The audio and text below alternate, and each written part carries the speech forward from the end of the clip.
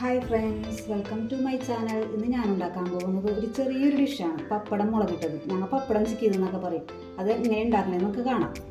അതിൻ്റെ പപ്പടം ചെറുതായിട്ട് നുറുക്കിയെടുക്കാം. നമുക്ക് ഒരു കത്രിക കയ്യോ വെച്ച് നമുക്ക് ചെറുതായിട്ട് നുറുക്കാട്ടെ. ഞാനിപ്പോൾ കത്രിക വെച്ചാൽ നുറുക്കണത് ഭംഗിക്ക് വേണ്ടി.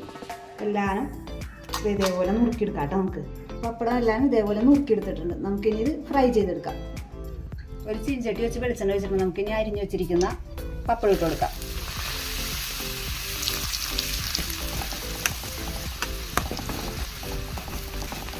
പപ്പടം വെന്ത് കഴിഞ്ഞാൽ നമുക്കിത് മാറ്റാം കേട്ടോ, അല്ലെങ്കിൽ ഇത് കരിഞ്ഞു പോകും.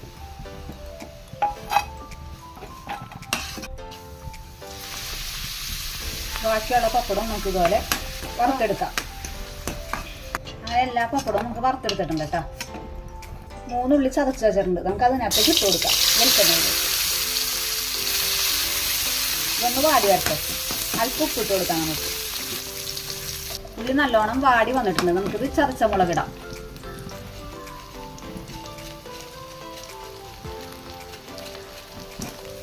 ഉള്ളിയും മുളകും കൂടി നല്ലോണം ഒന്ന് മുരിച്ചെടുക്കാം. ഈ സമയത്ത് ഉപ്പ് കുറവാണ് ഇട്ട് കൊടുക്കണം കേട്ടോ. എൻ്റെ അല്പം ഉപ്പ് കുറവുണ്ട് കേട്ടോ. ഞാൻ ഇത്തിരി ഉപ്പ് ഇട്ട് കൊടുത്തിട്ടുണ്ട്. ഇപ്പം കറിവേപ്പിലയും ഇട്ട് കൊടുക്കാം. എല്ലാവരും ഈ പപ്പടം ചിക്കൻ ഉണ്ടാക്കി നോക്കണം കേട്ടോ. സാമ്പാറിൻ്റെയും മീൻകറിയുടെയും കൂടെ സൈഡിന് കൂട്ടാൻ പറ്റിയ നല്ലൊരു കോമ്പിനേഷനാണ് ഇത്. നമുക്കിനി ഇത് മുരിഞ്ഞിട്ടുണ്ട്. ഇനി വറുത്ത് വെച്ചിരിക്കുന്ന പപ്പടം ഇട്ട് കൊടുക്കാം. എല്ലാവരും ഉണ്ടാക്കാത്തവരെല്ലാവരും ഉണ്ടാക്കി നോക്കണം കേട്ടോ. ഇത് എല്ലാവരും എന്നെ സബ്സ്ക്രൈബ് ചെയ്ത് സപ്പോർട്ട് ചെയ്യണേ. അപ്പോൾ ടേസ്റ്റി ആയിട്ടുള്ള പപ്പടം ചിക്കി ഇത് റെഡി ആയിട്ടുണ്ട്. Okay, by.